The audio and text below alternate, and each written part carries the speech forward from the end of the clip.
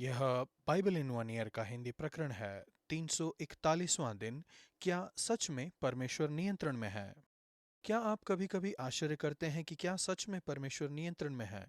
शायद से आपके स्वास्थ्य में, संबंधों में, नौकरी में या किसी जीवन के अन्य क्षेत्रों में कुछ गलत हो गया और आप आश्चर्य करते हैं कि क्या परमेश्वर जानते हैं?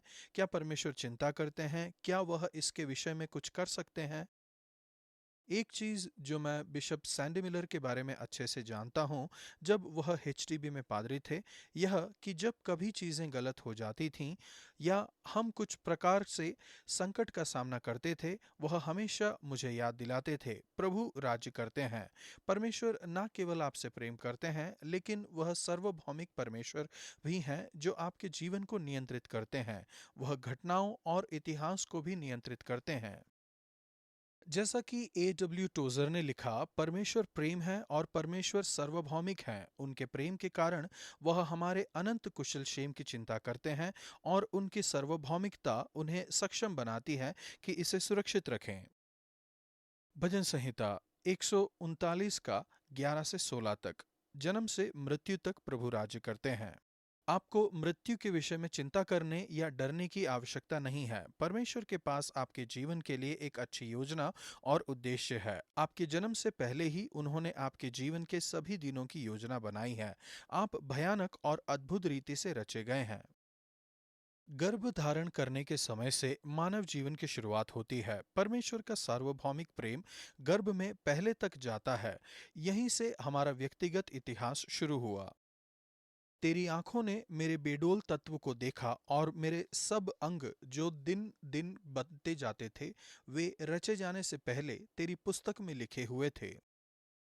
परमेश्वर नियंत्रण में है। आपके गर्भ में आने के समय से लेकर आपकी मृत्यु के समय तक और इसके भी परे, उन पर भरोसा कीजिए। परमेश्वर हर मनुष्य के लिए आपके सार्वभौमिक प्रेम के लिए आपका धन्यवाद। हमारी सहायता कीजिए कि वही प्रेम और सुरक्षा सभी तक पहुंचाएं। नया नियम 3 यूहन्ना 1 का 1 से 14 तक। आपके जीवन के सभी क्षेत्रों के ऊपर परमेश्वर राज्य करते हैं।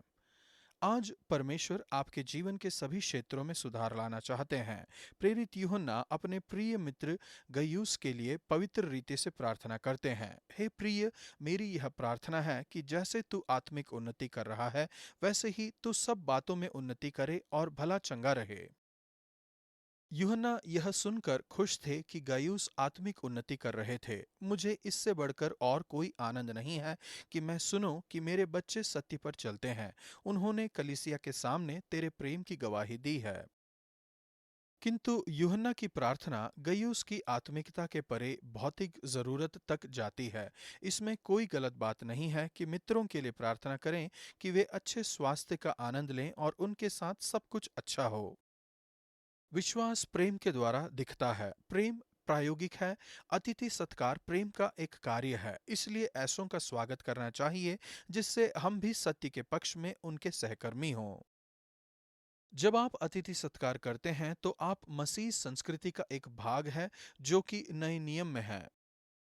यूहन्ना दियुत्रिफेस के विषय में चिंतित हैं, जो कि आप भी भाइयों को ग्रहण नहीं करता और उन्हें जो ग्रहण करना चाहते हैं मना करता है और कलीसिया से निकाल देता है। जो उनमें बड़ा बनना चाहता है और वह हमारे विषय में बुरी बुरी बातें बकता है। यहाँ तक कि पवित्र और प्रेम प्रेरित यूहन्ना सभी को खुश नहीं कर पाए। वह गयूस को चिताते हैं, बुराई के नहीं पर भलाई के अनुयायी हो। कुछ चीजें आमने सामने मुलाकात के लिए आरक्षित रखी गई हैं। परमेश्वर, आज मैं अपने परिवार और मित्रों के लिए प्रार्थना करता हूँ कि वे अच्छे स्वास्थ्य का आनंद लेंगे और उनके साथ सब कुछ अच्छा होगा। पुराना नियम जकरिया 1 का 1 से 4 के 14 तक। घटनाओं और इतिहास के ऊपर परमेश्वर राज्य करते हैं। ऐसा नहीं है कि केवल आपके जीवन में चीजें गलत हो जाएं और आप आश्चर्य करें कि क्या परमेश्वर नियंत्रण में है। कभी कभी जैसे ही हम विश्व की घटनाओं और इतिहास को देखते हैं, हम आश्चर्य करते हैं कि पृथ्वी पर क्या हो रहा है। क्या सच में परमेश्वर अस्त व्यस्तता में राज्य करते हैं?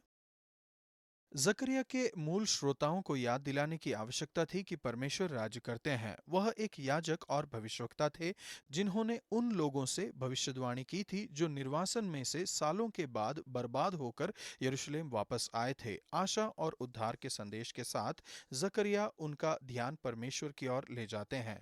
परमेश्वर राज्य करते हैं और उन्होंने अपने लोगों पर हार नहीं मानी है। इस नई आशा के साथ परमेश्वर के साथ नए संबंध का वायदा है जो आखिरकार यीशु के द्वारा पूरे हुए। बार बार इन वचनों में हम यीशु की झलक को देखते हैं। नंबर 1, परमेश्वर वापस आएंगे। अध्याय 1। पुस्तक की शुरुआत में मन फिराने की पुकार है। जैसे ही परमेश्वर लोगों को उनके पास आने के लिए कहते हैं, पुकार के साथ साथ वहां पर एक वायदा है। तुम मेरी ओर फिरो, सेनाओं की यहोवा की यही वाणी है, तब मैं तुम्हारी ओर फिरूंगा। परमेश्वर की ओर फिरने का अर्थ है मन फिराना और अपने पाप को मानना। परमेश्वर का हमारी ओर फिरने का वायदा एक दर्शन के द्वारा समझाया गया है जिसमें एक आदमी लाल घोड़े पर सवारी कर रहा है। परमेश्वर वायदा करते हैं सारी पृथ्वी में शांति और चैन है। वह उसके विषय में चिंता करते हैं। परमेश्वर राज्य करते हैं और वह आपसे प्रेम करते हैं। ऐसा लगता है कि मेहंदियों का पेड़ तब से इस्राएली लोगों और अभी के चर्च का चित्र है, और इसलिए यह यीशु जो व्यक्ति लाल घोड़े की सवारी कर रहा था का प्रतीक है जो अपनी कलीसिया के बीच में खड़ा रहता है।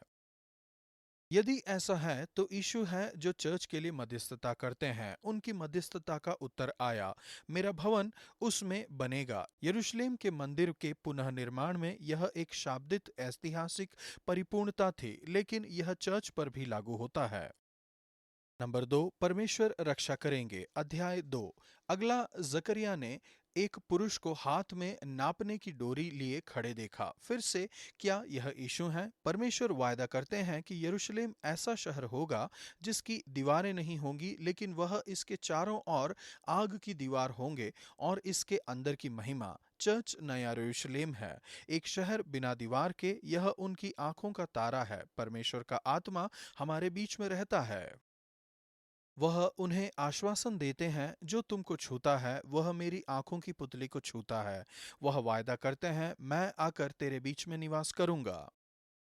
नंबर 3, परमेश्वर क्षमा करेंगे। अध्याय 3। मुझे अपने पेन को पतलून के पीछे वाली जेब में रखने की आदत है और फिर उस पर मैं बैठ जाता हूँ जिससे ऐसा दाग बन जाता है जो निकलना असंभव है, किंतु अक्सर पतलून धुल जाते हैं।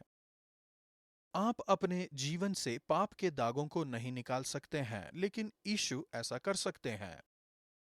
प्रभु का दूत यीशु की परछाई के रूप में प्रकट होता है। यीशु के सामने खड़े होकर जकरिया ने यहोशू महायाजक को देखा और शैतान को, और उसकी दाहिनी ओर दोष लगाने के लिए खड़ा था।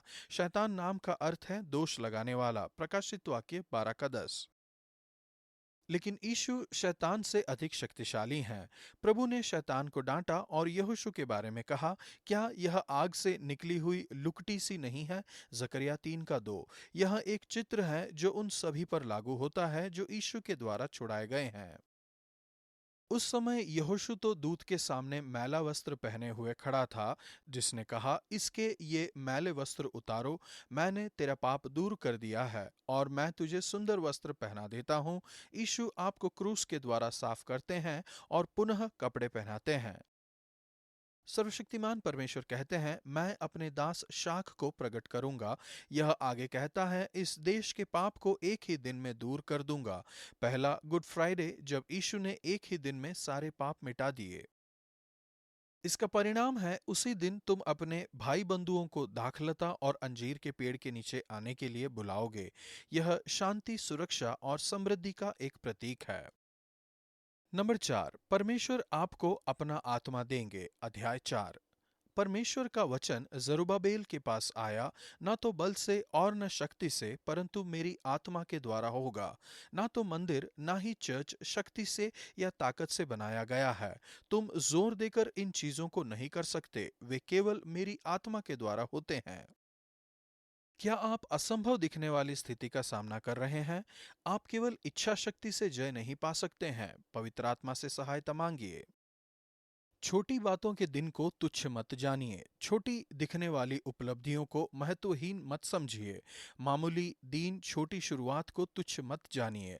परमेश्वर के राज्य की शुरुआत एक राई के दाने से होती है जो एक बड़ा पेड़ बन जाता है। परमेश्वर को छोटी संख्या से अंतर नहीं पड़ता है। कुछ भी छोटा नहीं है यदि परमेश्वर इसमें है। हर बड़ी चीज की शुरुआत छोटे से हुई है। जो भी आप परमेश्वर के लिए करते हैं उसमें से कुछ भी बिना ध्यान दिए या बिना प्रतिफल के नहीं है। शायद से आप फलों को ना देखें, लेकिन आप परमेश्वर के उद्देश्यों को पूरा कर रहे हैं। अपने सपनों पर हार मत मानिए। परमेश्वर राज्य करते हैं। वह घटनाओं और इतिहास के अधिकारी हैं। उनके सार्वभौमिक प्रेम में उनकी आत्मा के द्वारा छोटी शुरुआत के दिन से मंदिर का पुनः निर्माण हुआ। अब आप उन पर भरोसा कर सकते हैं कि अपनी आत्मा के द्वारा छोटी शुरुआत से अपने चर्च को बनाएं और पुनः निर्माण करें। परमेश्वर, आपका धन्यवाद कि आपने मेरे पाप को हटा दिया है और मुझे शांति, सुरक्षा और आत्मिक समृद्धि दी है।